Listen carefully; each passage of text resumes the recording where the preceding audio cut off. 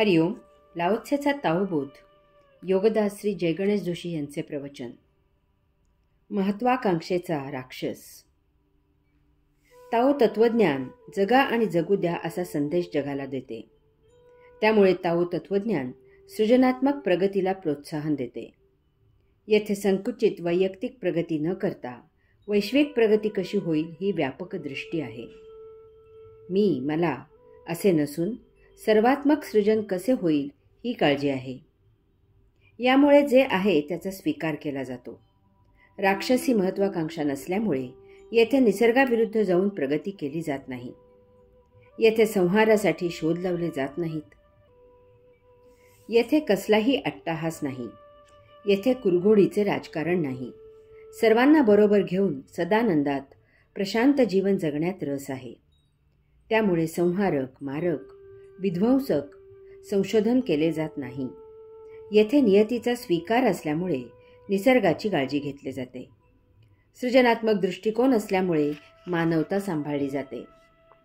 परंतु आज जगताला महाभयावह अशा महत्वाकांक्षेने झपाटल्यामुळे विध्वंसक वृत्ती बोकाळली आहे.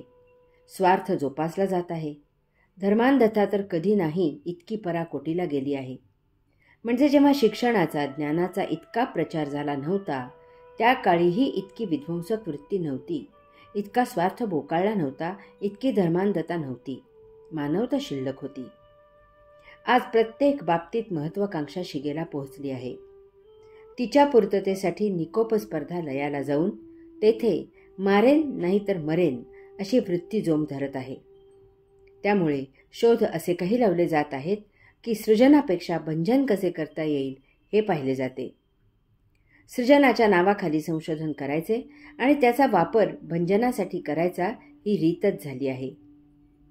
आज कित्येक राष्ट्रे प्रगत राष्ट्रांकडून गरिबी हटवण्यासाठी मानवतेच्या नावाखाली मदत घेतात आणि त्याचा दुरुपयोग करून शस्त्रे तयार करण्याचा आपला छुपा कार्यक्रम राबवतात. आपले दारुगोळ्याचे कारखाने सुरू राहावेत, इतर देशांकडून धनाचा ओघ आपल्या देशात सुरू राहावा, इतर देशांची प्रगती होऊ नये म्हणून दोन देशात सतत युद्धे सुरू कशी राहतील असे घाणेरडे राजकारण केले जाते. यात विशेष म्हणजे ते ज्या दोन कोंबड्या झुंजवतात त्या दोन्ही देशांजवळ त्यांचे संबंध छान आहेत. परंतु दुर्दैवाने हे त्या दोन्हीही देशांना समजत नाही. त्यातून समजले तरी महत्वाकांक्षा इतकी महाभयावह आहे, द्वेष इतका पराकोटीचा आहे की कळले तरी वळत नाही. आपण चिखलात राहिलो तरी चालेल, परंतु तुला चिखलात वळवीन अशी वृत्ती आहे. ताओ तत्वज्ञानाची शिकवण या वृत्तीच्या विरुद्ध आहे. ती सृजनात्मक आहे. ताओ म्हणतो, शक्तीचा उपयोग मारक म्हणून करू नका, तारक करा. प्रगती करा, परंतु त्यात अट्टाहास नको, राक्षसी महत्वाकांक्षा नको. नियतीला अनुसरून सृजन करण्यासाठी निसर्ग जोपासून जेवढी प्रगती होईल तितकीच प्रगती पर्याप्त आहे. प्रगतीचा उपयोग वैश्विक मानवता वृद्धिंगत होण्यासाठी करावा.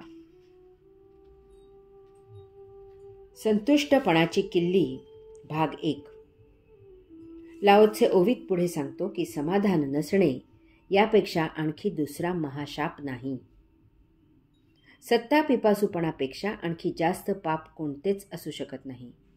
यास्तव जो संतोषाने समाधानी असतो तो सदा संतुष्ट असतो.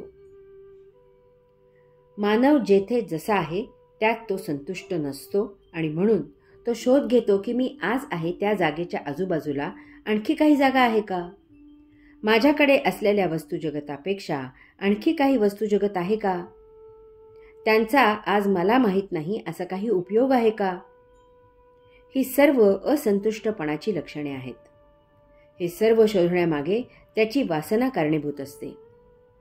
परंतु मानव त्याला प्रगती, अत्याधुनिक विज्ञान वगैरे उपाधी देतो आणि आपल्या असंतुष्टपणाचे, वासनेचे उदात्तीकरण करतो.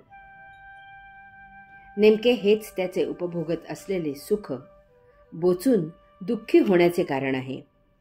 तो कधीही असा विचार करत नाही की मला कोणीतरी न विचारता जन्माला घातले आहे, मला जोपासत आहे आणि न विचारता तोच मला येथून घेऊनही जाणार आहे. मला अनेक मूलभूत अशा सुविधा उपलब्ध करून दिल्या आहेत. आपला देह आणि तो ज्या विश्वात जगत आहे ते विश्व, अशा दोन्ही गोष्टी सर्वात कुशाग्र बुद्धिमान असलेल्याने बुद्धीला कितीही ताण दिला तरी त्या सदा अनाकलनीय राहतील, इतक्या सुनियोजित आहेत. तेव्हा यामागे निश्चितच काहीतरी एक अद्भुत शक्ती आहे. यास्तव आपण प्राप्त जीवन स्वीकारावे, त्यात समाधानाने जगावे. जे आहे ते जोपासून त्यातच होत असल्यास प्रगती करावी. तसेच स्वतःसह येथे आपले काहीही नाही. जे आहे ते ज्याने आपल्याला येथे जन्माला घातले आहे, जीवित ठेवत आहे आणि घेऊन जाणार आहे त्याच्या मालकीचे आहे. त्यामुळे येथे काही मालकी स्थापन करावी, कोणावर हुकूमत गाजवावी, जे आहे त्यात बदल करावा, जे आहे ते एकट्यानेच उपभोगावे अशी परिस्थिती नाही. यास्तव आपली मर्यादा ओळखून वर्तन करावे हे उत्तम. आपला मूळ स्वभाव आनंदमय आहे, परंतु प्रत्येक गोष्टीकडे पाहण्याची आपली संकुचित वृत्ती आपल्याला आनंदापासून दूर ठेवते. अर्धा कप चहा मिळाला तर त्याच्या रिकाम्या अर्ध्या भागाकडे पाहायचे की त्याच्या भरलेल्या अर्ध्या भागाकडे पाहायचे, हा दृष्टिकोन तुम्हाला दुःखी किंवा समाधानी, आनंदी ठेवील. नवीन शोध गरजेमधून लावले जावेत. तेथे सृजन असेल, गरज भागली म्हणून समाधान असेल. परंतु शोध जर असंतुष्टपणातून लावले गेले तर तेथे वासना आणि असंतुष्टता आणि त्यामुळे असमाधान असेल. नेहमी आणखी ही वासना सतत सतावत राहील. जमिनीत झाडाचे बी पडावे, त्याला पाणी मिळावे आणि त्याला कोंब फुटावा, फुले यावीत. आणखी छान खत मिळाले, हवा मिळाली तर त्याने आणखी जोमाने फुलावे.